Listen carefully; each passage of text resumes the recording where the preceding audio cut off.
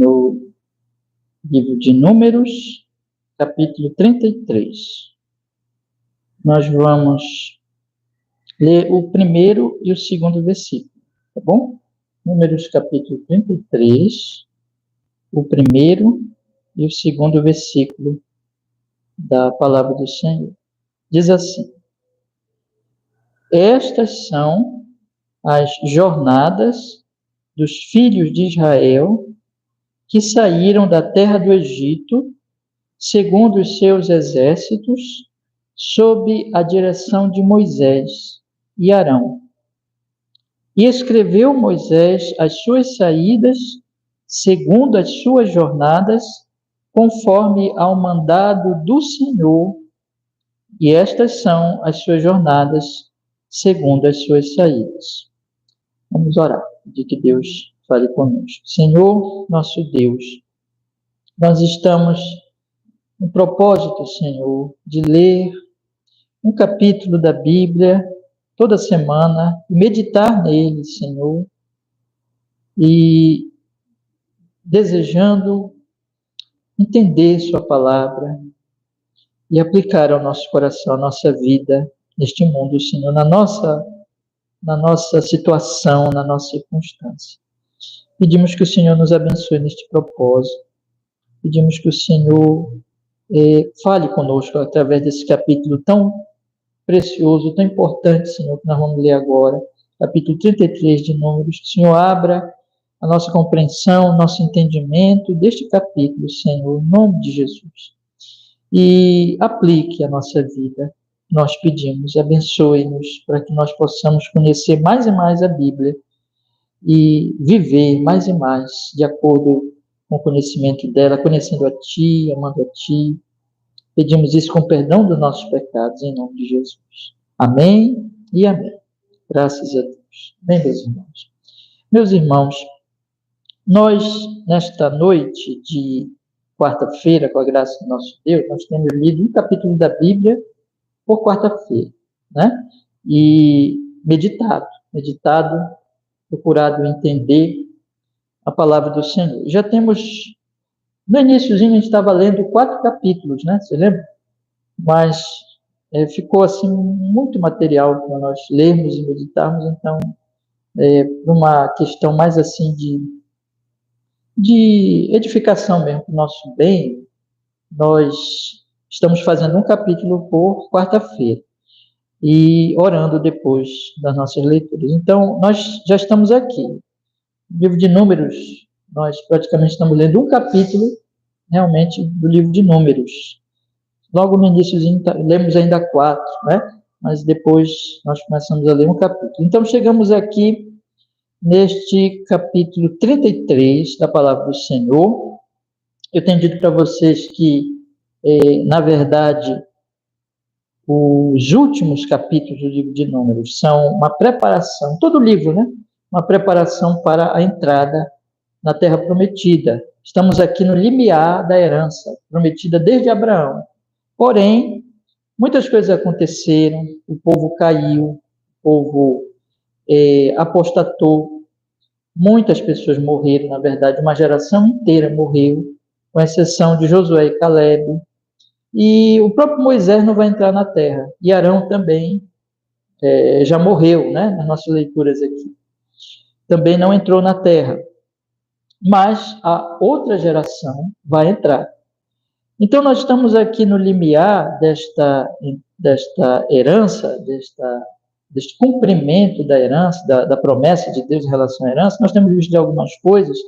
Vimos as tribos aqui no início do capítulo anterior, no capítulo anterior que nós estudamos, tribo de Ruben, de Gade, e também, meus irmãos, a metade da tribo de Manassés, que já herdaram uma parte aquém do Jordão. Eles iam atravessar o Jordão, mas eles já herdaram uma parte aquém do Jordão.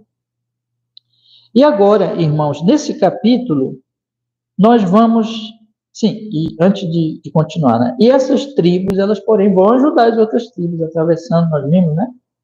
Como ficou acordado, como ficou acertado ali, eles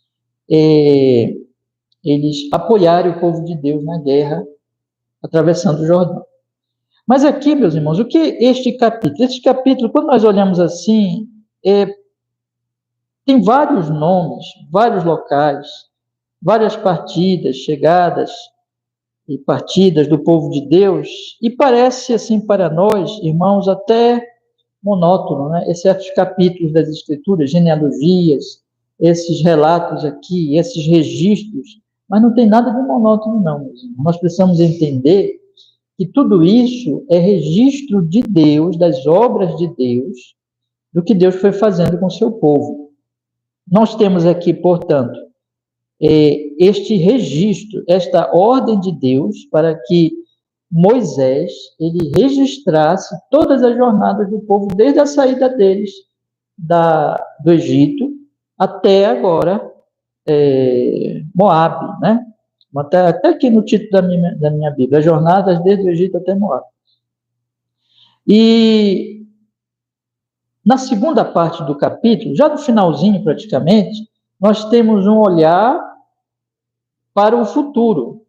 Então, aqui, o povo, ele fica registrado e as pessoas deveriam lembrar-se desses registros e alguns fatos, não somente lugares, né? Mas também alguns fatos importantes que aconteceram, e agora eles deveriam olhar para o futuro. Deus dá recomendações para eles com relação ao futuro. Nós temos aqui o povo de Deus, o caminho que o povo de Deus atravessou até aqui, as lutas que eles atravessaram, as dificuldades que eles enfrentaram, e nós temos o registro da promessa do que eles ainda vão enfrentar, as guerras que eles ainda vão enfrentar. Mas Deus, então, o que está acontecendo aqui? Deus, ele deseja que eles olhem para o passado, para aquilo que o Senhor já fez na vida deles, como também uma meditação e um fortalecimento para o futuro.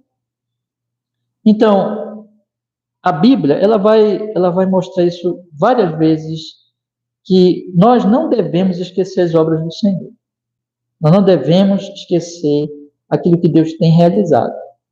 E na medida que nós vamos pensando naquilo que Ele já tem feito, naquilo que Ele já tem prometido e tem realizado, nós devemos olhar para o futuro com fé e obedecê-lo, perseverar pela fé, esperando realmente, tendo plena esperança de que Ele vai realizar aquilo que Ele prometeu realizar. E nós temos isso aqui nesse capítulo. Mas eu queria até lembrar vocês, por exemplo, a ceia do Senhor. O que é a ceia do Senhor? Né? A ceia do Senhor é uma lembrança do passado, claro, toda lembrança, né? Se a lembrança é a respeito de algo que já passou, né? Mas a ceia, então, ela é um memorial, ela nos faz lembrarmos do que Deus já fez no Senhor Jesus Cristo. Mas a ceia também tem um elemento para o futuro, como diz assim, que nós devemos, Paulo diz lá em 1 Coríntios capítulo 11, um capítulo que praticamente eu leio com vocês toda a ceia, né? E que Paulo diz assim, olha, devemos, e que essa é a ordenança do Senhor, até que eu venha. Né? Então, o Senhor Jesus Cristo diz, até que Cristo volte, até que Ele venha, nós devemos realizar a ceia do Senhor. Então, a ceia, ela tem a olhar para o passado, ela olha para aquilo que Deus realizou, mas ela é esperançosa, ela tem a ver com promessa, porque aquilo que Ele realizou, irmãos, é a base, né? Aquilo que Ele tem feito é a base do que Ele vai fazer. A cruz de Jesus é porque Jesus Cristo veio a esse mundo, morreu por nós, é que nós podemos ter esperança. Então, nós não devemos esquecer o passado e nós não devemos esquecer também o passado exatamente para que nós tenhamos esperança para o futuro e reafirmar sempre a nossa esperança. Porque a vida é assim, a vida é difícil.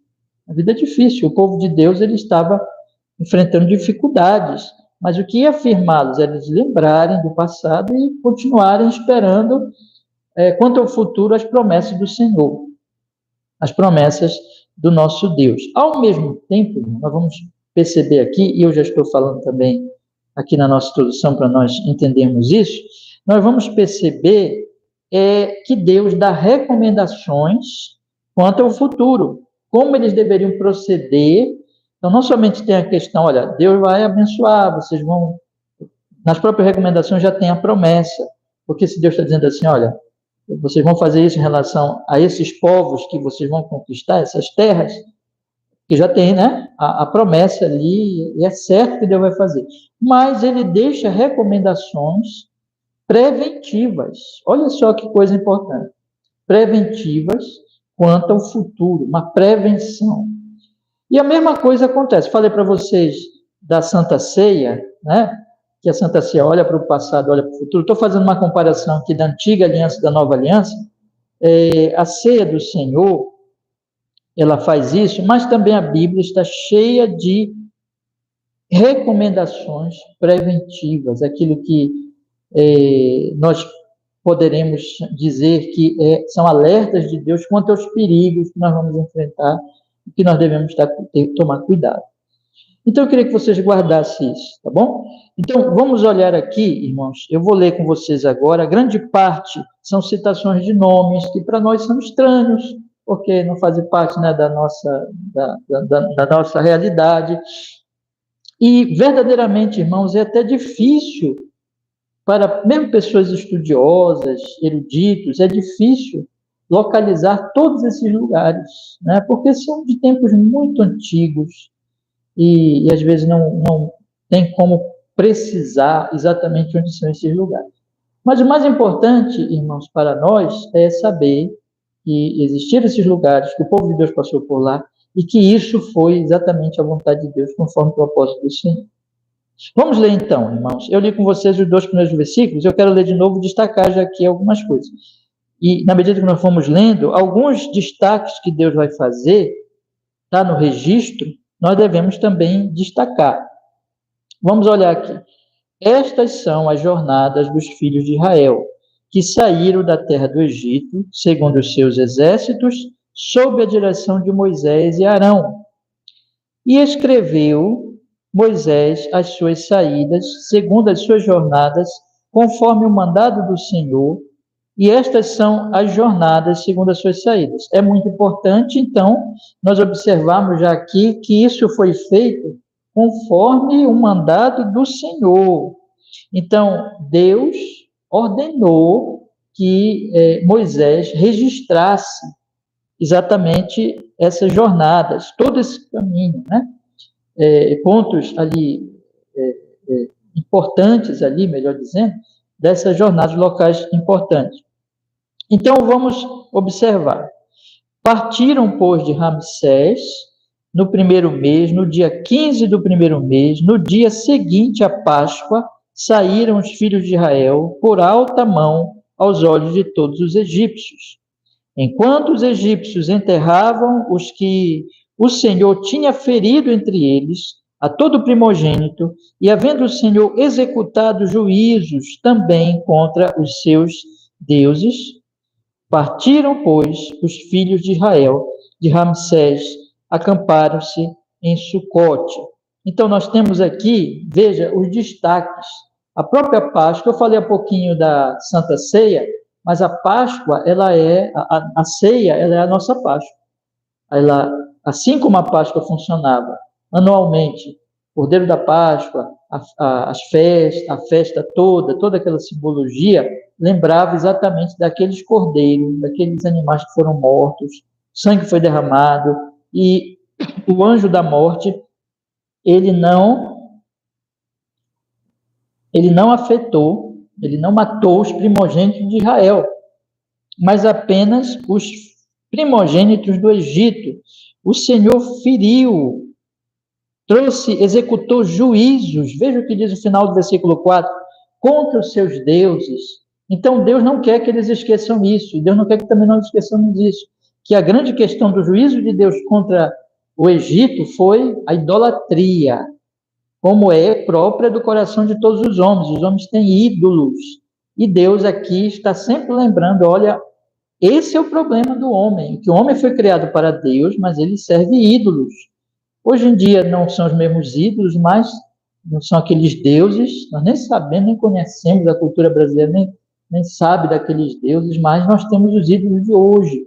Nós temos os ídolos na área religiosa, mas também nós temos os ídolos na vida das pessoas que muitas vezes não têm religião nenhuma, mas idolatram. Qualquer coisa, o ser humano idolatra. quando ele põe acima de Deus, quando ele põe como centro da sua vida. Então, Deus trouxe juízo e Deus quer que o seu povo lembre. Vocês lembram? Eu salvei vocês. Olha só, as duas coisas, juízo e graça. No final do versículo 3, os filhos de Israel, por alta mão aos olhos de todos os egípcios, eles saíram, vou ler versículo 3, partiram, pois, de Ramsés, no primeiro mês, no dia 15 do primeiro mês, no dia seguinte da Páscoa, saíram os filhos de Israel por alta mão aos olhos de todos os egípcios. Então, Deus destaca isso aqui, olha, eu salvei vocês pela minha mão, a alta mão, foi o Senhor que fez isso, e, enquanto isso, ele feriu os egípcios. Graça sobre Israel e juízo sobre o Egito, né? Então, graça e juízo. É a mensagem que o Evangelho traz para nós. Deus é santo, Deus é justo, nós merecemos o juízo dele, ninguém merece salvação, mas a graça, quando a graça chega a nós no seu Filho Jesus, aí nós somos salvos, e aqui, essa graça já está mostrada aqui na Páscoa, no Antigo Testamento. Vamos ler, irmãos, o versículo 6 em diante. Partiram de Sucote e acamparam-se em Etã, que está no fim do deserto. E partiram de Etã e voltaram a Pi-Airote, que está defronte de Baal-Zefon, e acamparam-se diante de Migdol. E partiram de Pi-Airote e passaram pelo meio do mar ao deserto, e andaram caminho de 3 dias no deserto de Etã, e acamparam-se em Mara. E partiram de Mara e vieram a Elim, e em Elim havia 12 fontes de águas e 70 palmeiras, e acamparam-se ali. Então, veja o destaque, fontes de água, palmeiras, né? Então, tudo isso manifesta as bênçãos de Deus, Deus cuidando do seu povo. E nós devemos também destacar isso, irmãos. Eu já falei na introdução, mas eu acho que eu não falei suficientemente quando eu li aqui, no final do versículo 2, ele registrou essas jornadas conforme o mandado do Senhor. Por quê? Por que Deus queria que registrasse? Porque o povo tinha que lembrar sempre das obras do Senhor, daquilo que Deus tinha realizado. Só quero destacar mais uma vez aqui. Versículo 10. Partiram de Elim e acamparam-se junto ao Mar Vermelho. E partiram do Mar Vermelho e acamparam-se no deserto de Sim. E partiram do deserto de Sim e acamparam-se em Doficá. E partiram de Doficá e acamparam-se em Aluz. E partiram de Aluz e acamparam-se em Refidim. Porém, não havia ali água para que o povo bebesse. Partiram, pois, de Refidim e acamparam-se no deserto de Sinai. Então, não havia água, mas Deus continua cuidando do seu povo e conduzindo o seu povo. Nós sabemos que Deus, uma coluna de nuvem, um fogo na coluna de nuvem, Deus ia conduzindo o seu povo nesses caminhos todos. Vamos ler o versículo 16. Partiram do deserto de Sinai e acamparam-se em Quibrote-Tavá. Partiram de Quibrote-Tavá e acamparam-se em Azerote. Partiram de Azerote e acamparam-se em Ritmá. E partiram de Ritmá e acamparam-se em Rimon-Perez. E partiram de Rimon-Perez e acamparam em Líbna. E partiram de Líbna e acamparam em Rissa. E partiram de Rissa e acamparam-se em Quelata. E partiram de Quelata e acamparam-se no Monte Zéfer. E partiram do Monte Zéfer e acamparam-se em Aradá. E partiram de Aradá e acamparam-se em Maquelote. E partiram de Maquelote e acamparam-se em Taate. E partiram de Taate e acamparam-se em Tara. E partiram de Tara e acamparam-se em Mítica. E partiram de Mítica e acamparam-se em Asmona. E partiram de Asmona e acamparam-se em Moserote. E partiram de Moserote e acamparam-se em Bene-Jaacã. E partiram de Bene-Jaacã e acamparam-se em Or-Agidgade. E partiram de Or-Agidgade e acamparam-se em Jotbatá. E partiram de Jotbatá e acamparam-se em Abrona. E partiram de Abrona e acamparam-se em Ezion-Geber. E partiram de Ezion-Geber e acamparam-se no deserto de Zim, que é de Cádiz. E partiram de Cádiz e acamparam-se no Monte Or, no fim da terra de Edom.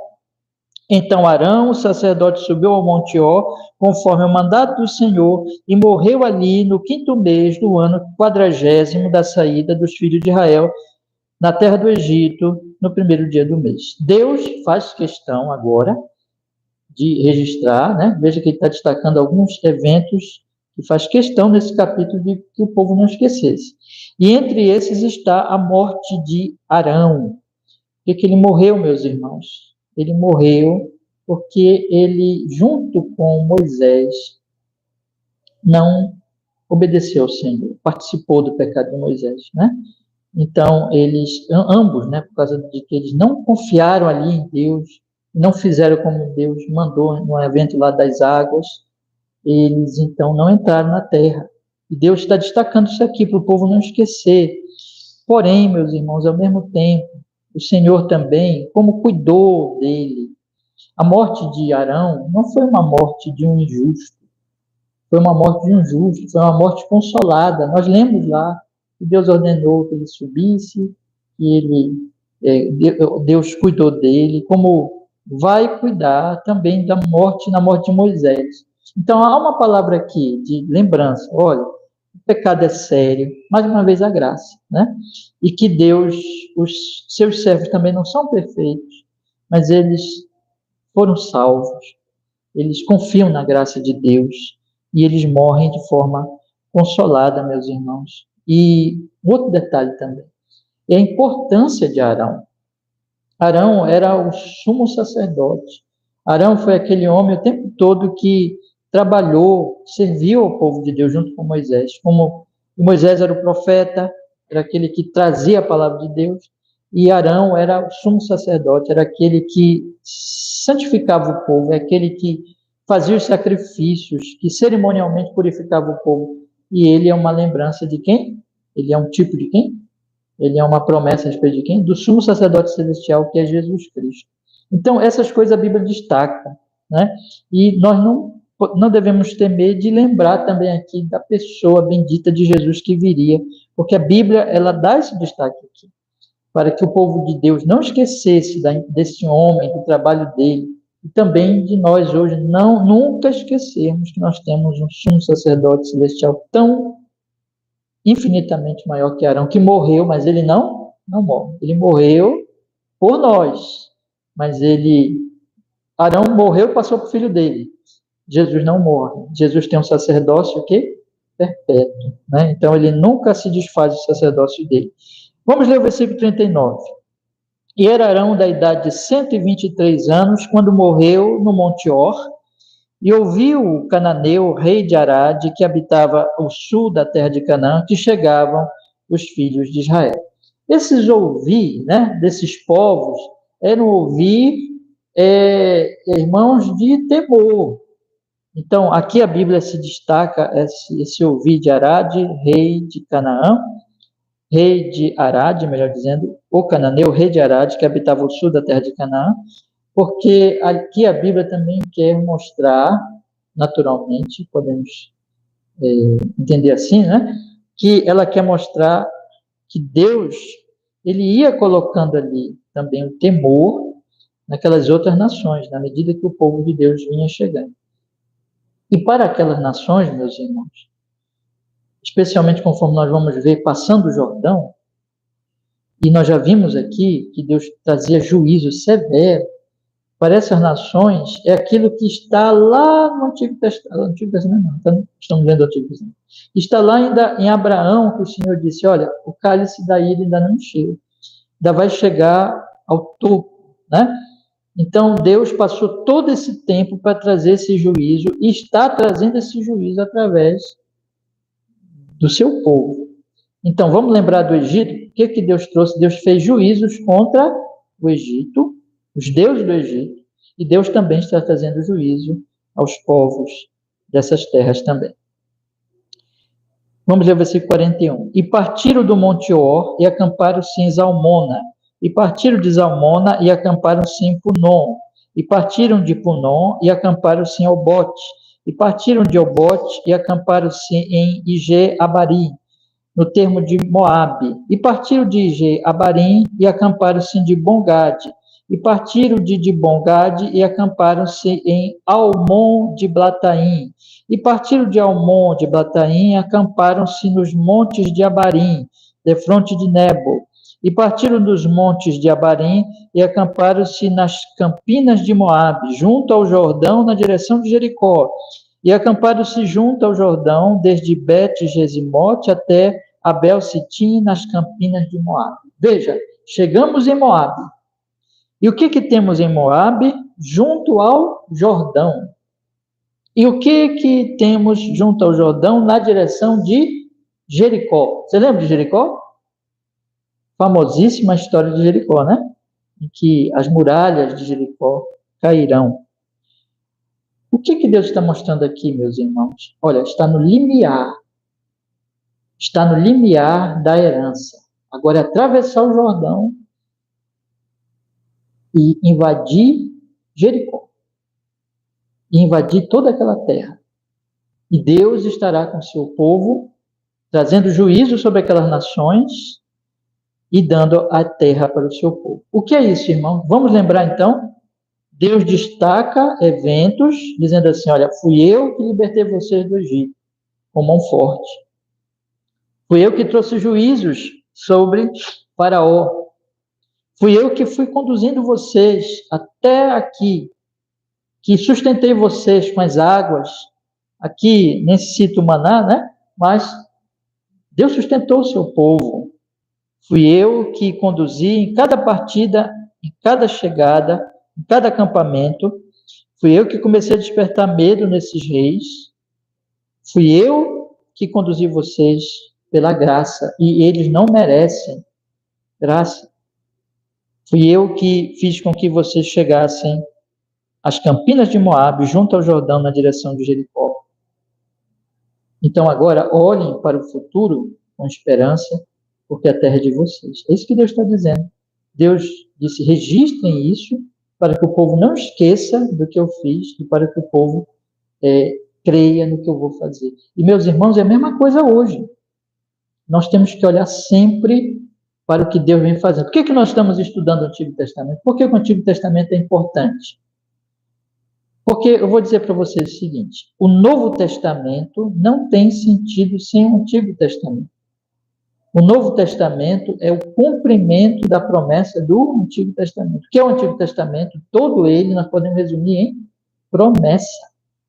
Deus prometendo. Então, nós temos que fazer a mesma coisa hoje, estudar esses eventos, irmãos, estudar essa história maravilhosa, para que eu e você estivéssemos aqui, crendo no Senhor Jesus, adorando a Ele, orando a Ele, buscando a Ele, com esperança de vida eterna. Não precisamos ter nem medo da morte. Olha só, nós podemos caminhar todos os dias com alegria, com esperança, não por nossa justiça, mas por causa de Jesus, por sua graça e misericórdia. Nós podemos ter certeza de perdão, nós que todos servimos ídolos, ofendemos a Deus, mas Jesus morreu por nós, para que tudo isso acontecesse, toda essa história teve que ocorrer. Então, nós também, irmão, temos que estudar essa história. E por isso que nós estamos lendo a Bíblia, por isso que nós lemos a Bíblia, por isso que o Antigo Testamento é importante. Porque ele diz assim, olha, eu tenho abençoado vocês, eu tenho cumprido o meu propósito milhares de anos antes de vocês nascerem. E, na verdade, antes que existissem todos os tempos e todas as coisas, Deus já nos amou, já nos escolheu. Essa é a mensagem da Bíblia. Então, isso tem que nos fazer, a semelhança do povo de Deus aqui, olhar também para a travessia do Jordão. Nossa travessia do Jordão. E nossa guerra que nós temos que enfrentar todos os dias até chegarmos no céu, na Nova Jerusalém. Nós não chegamos lá, mas ele já está garantido, porque Jesus já morreu. Lembra que Paulo diz? Aqueles que ele conheceu, predestinou, aí se chamou, justificou, glorificou.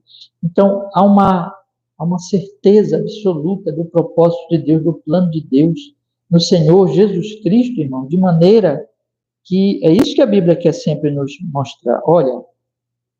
Olhem para o futuro, lembrando do passado, lembrando daquele Deus maravilhoso que já tem operado desde todos os tempos antigos, desde Adão, na verdade, quando ele fez aquela promessa, porém inimizade, amaldiçoando Satanás, né, dizendo que viria o descendente da mulher que pisaria na cabeça da serpente. E Deus está dizendo aqui, olha, registrem isso, não esqueçam das minhas obras.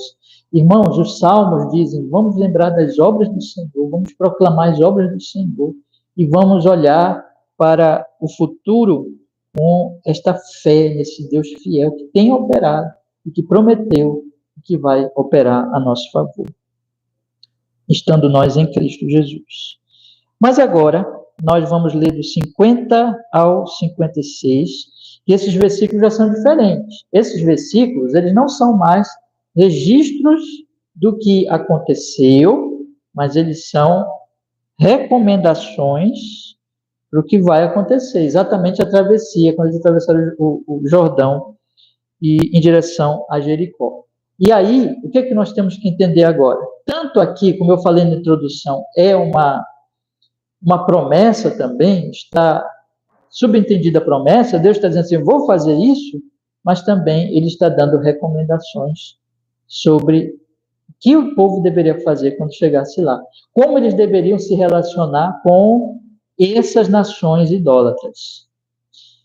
E aí, meus irmãos, eu posso ilustrar assim, é como se eu dissesse para vocês assim, olha, amanhã nós vamos a tal lugar, e quando nós chegarmos lá, vocês devem agir assim, assim, assim. Quando eu falo isso, eu já estou deixando claro que a minha intenção é que nós amanhã realmente façamos essa viagem e estejamos neste lugar. Então, é um propósito que eu estou colocando para vocês. Quando eu falo, quando nós estivermos, quando acontecer isso, façam assim, assim, assim. Então, aqui já está subtendido, irmãos, a intenção, o propósito.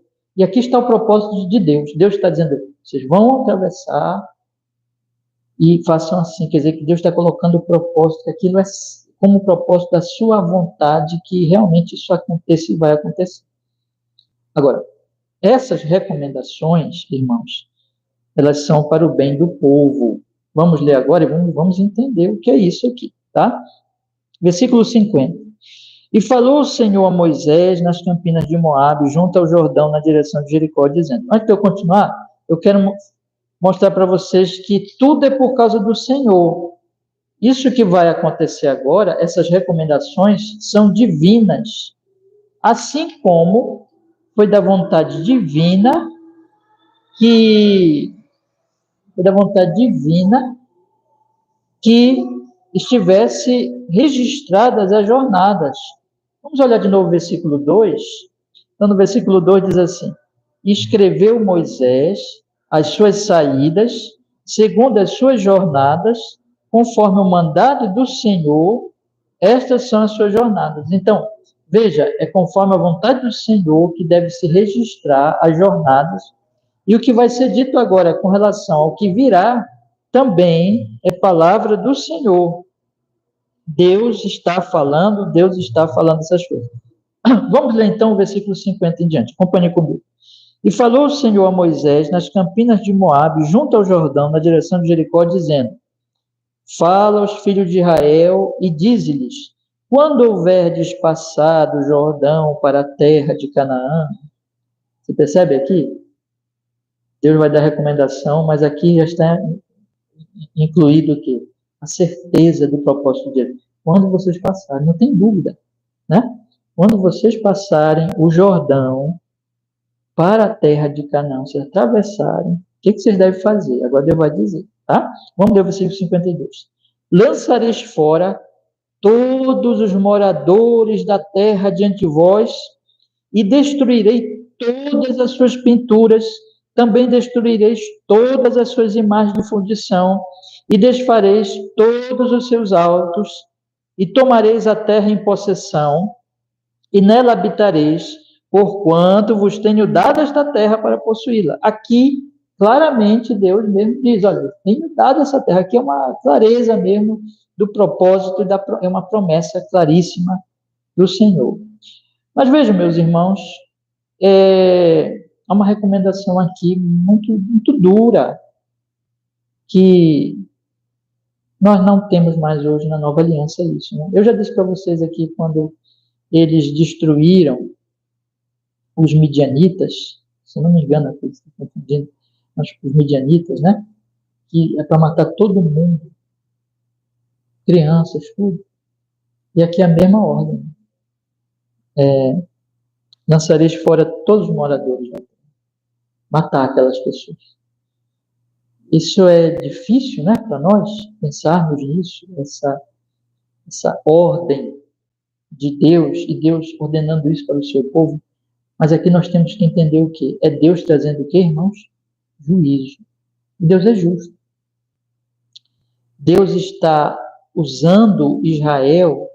Deus tem a nossa vida e a nossa morte nas suas mãos. Deus é justo. Deus traz juízo. Deus traz o juízo sobre os homens justo, porque os homens merecem por seus pecados. Na verdade, nós merecemos. Se nós somos salvos é pelo quê? Pela graça. Então, nós temos que entender isso, irmãos. Entender que, nesse momento específico, isso não acontece mais. A igreja não é chamada mais para fazer guerra, né? Nem para lutar contra povo nenhum. A igreja, a luta da igreja, hoje eu já disse para vocês, é contra os poderes espirituais. A luta é espiritual. É contra o pecado, contra a carne, contra os princípios do mundo pecador, não contra as pessoas, e contra o diabo. Mas não mais esse tipo de guerra. Mas nós temos uma guerra assim espiritual.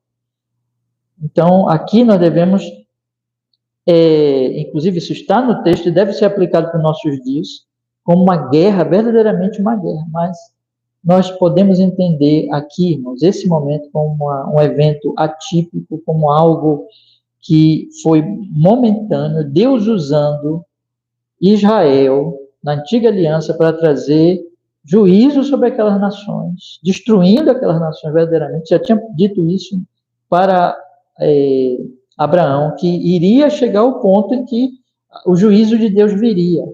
Né? Então, assim que nós temos que entender.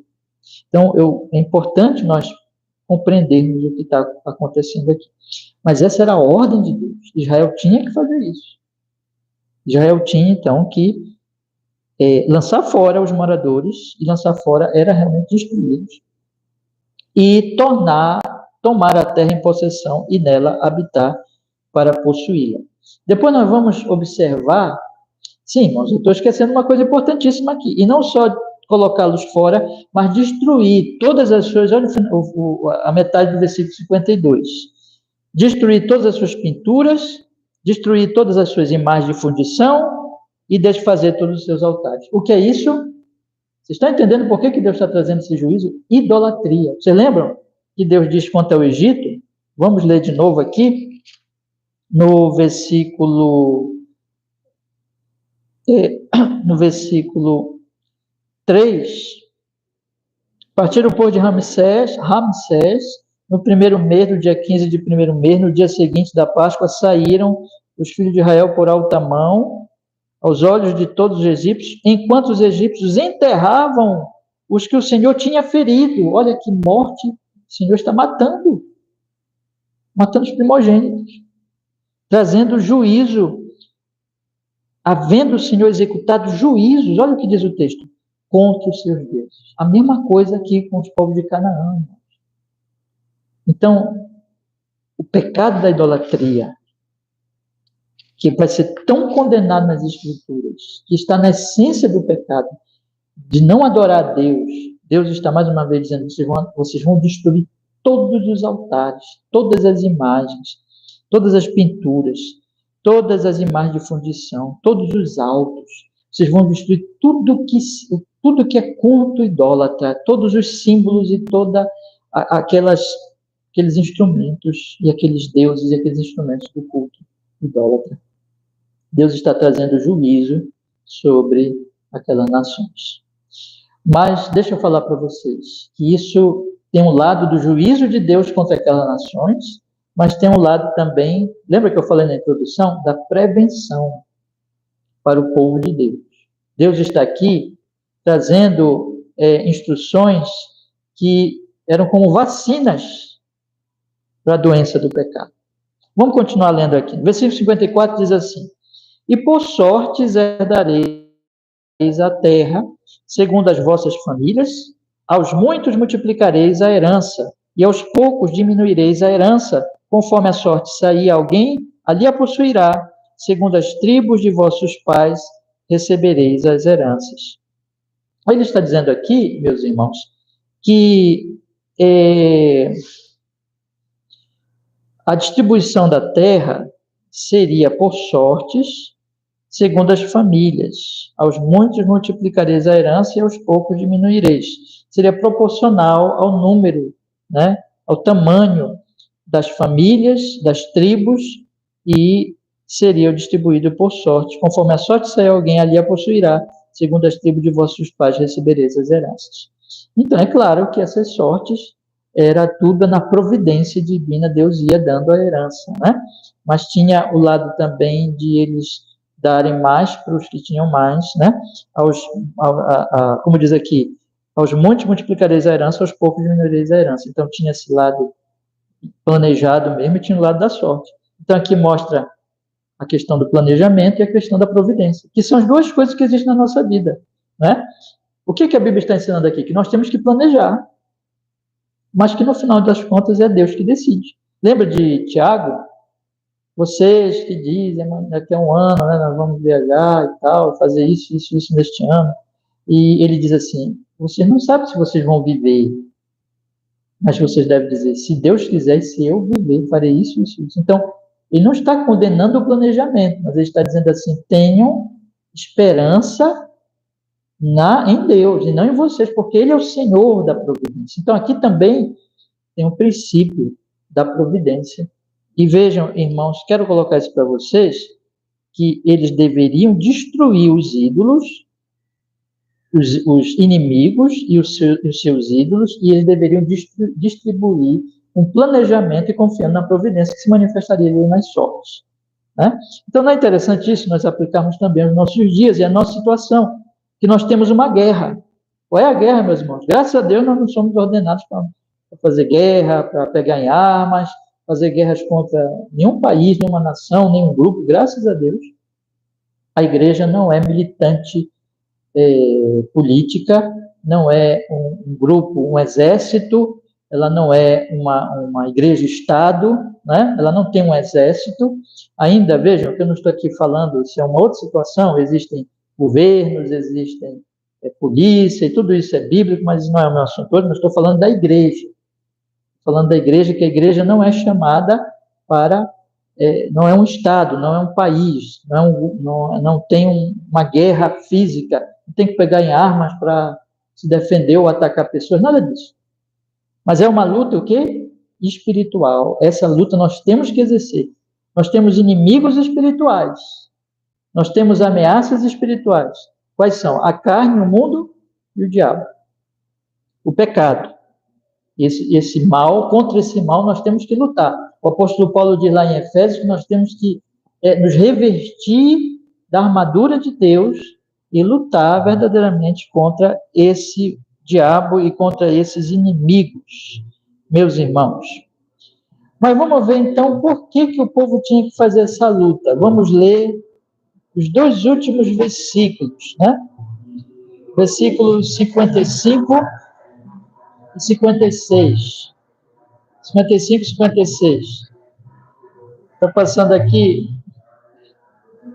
na frente da igreja, propaganda política.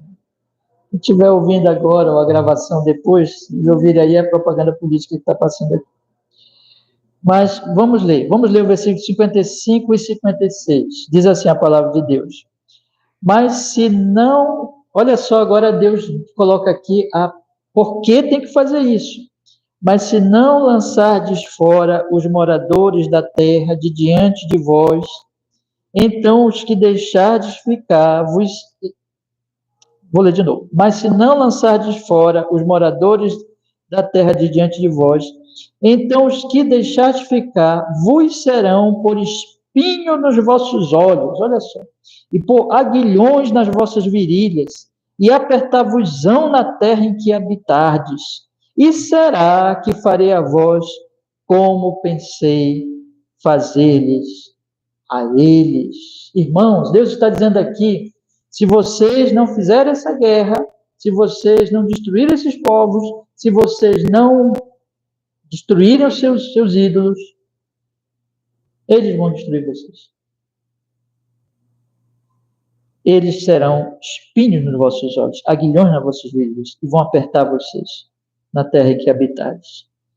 E será que o que eu pensei fazer, eu vou fazer contra vocês. Isso será mal para vocês. Deus está dizendo, irmãos, que infelizmente o povo de Deus não obedeceu a Deus. Nós temos estudado e meditado no livro de Daniel sobre o exílio babilônico, teve o exílio, o povo foi levado para a Síria, para a Babilônia,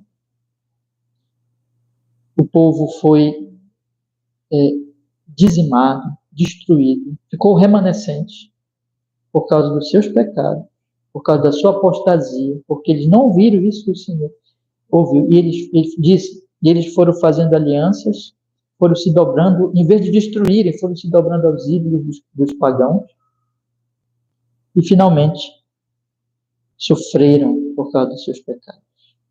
Isso aqui, irmãos, para nós hoje, veja, o que a Bíblia está querendo nos informar?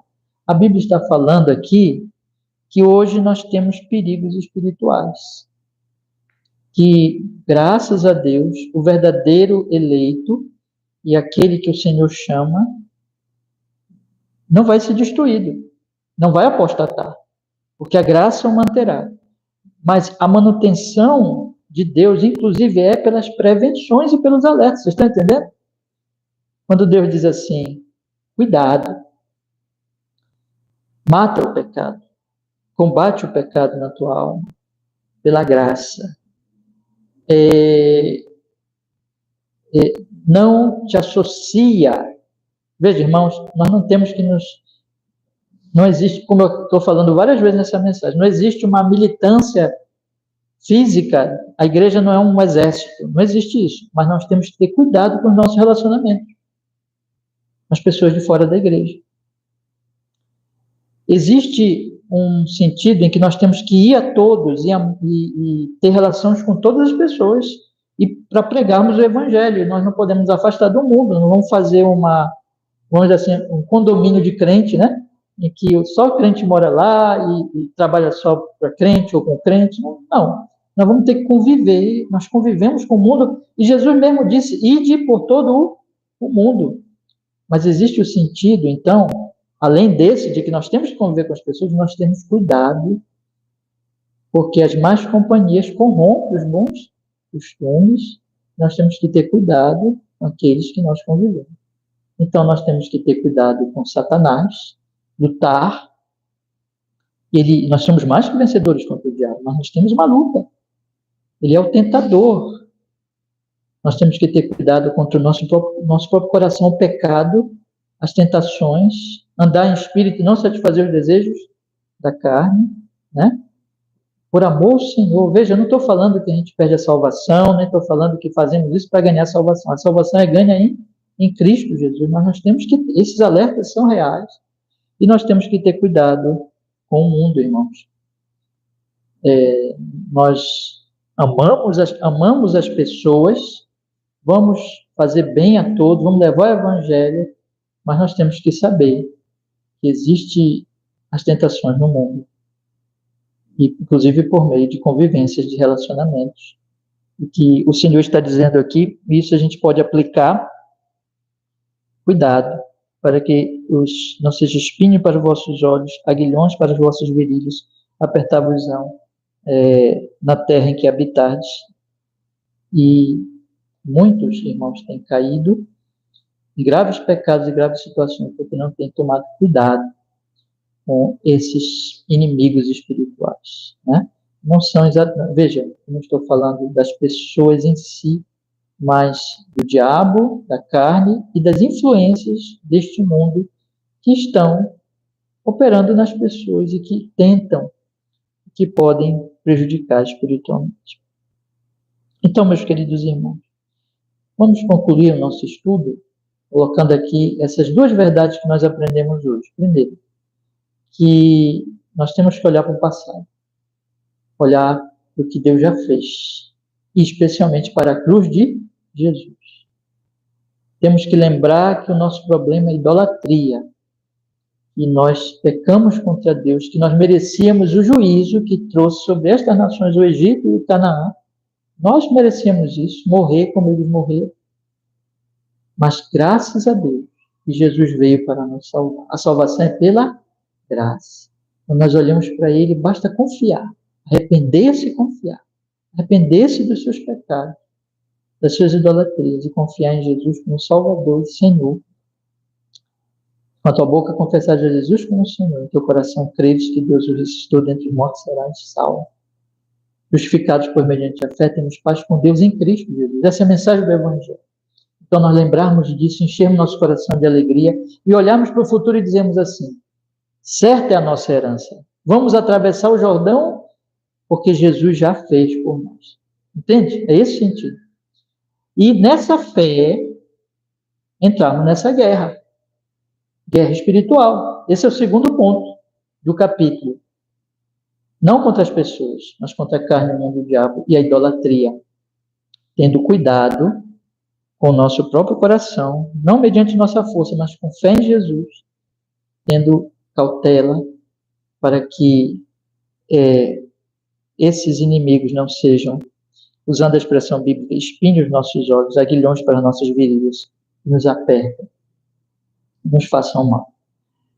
Confiando em Jesus, irmãos, vamos olhar para trás, vamos olhar para frente e vamos lutar, porque a vitória é nossa, tendo essas prevenções também, para nosso andar sábio e prudente em Cristo Jesus. Amém? Deus nos abençoe. Vamos orar? Vamos pedir que Ele nos abençoe. Senhor, muito obrigado. Nós somos frágeis e não temos em nós mesmos nenhuma condição, Senhor. Mas o Senhor fez tudo por nós, nos salvou, trouxe o seu Filho Jesus e nos levará até nossa cidade celestial, até estarmos com o Senhor para sempre. E o Senhor também nos dá prevenções para nós tomarmos cuidado. Conceda-nos, Senhor, que entremos nessa guerra com fé e com esperança em Ti, e sejamos prudentes para não nos associarmos com os inimigos espirituais, mas verdadeiramente lutarmos contra eles em Cristo Jesus, pelo poder do Espírito, pela graça de Deus. Gratidão por tão grande amor em Cristo. Faz isso na nossa vida, Senhor. Nos abençoe a todos nós. Nós estamos aqui. E os irmãos que ouviram essa gravação, estiverem ouvindo agora, os que vão ouvir depois a gravação, em nome de Jesus, abençoe a todos, em Jesus Cristo. Amém e amém. Graças a Deus.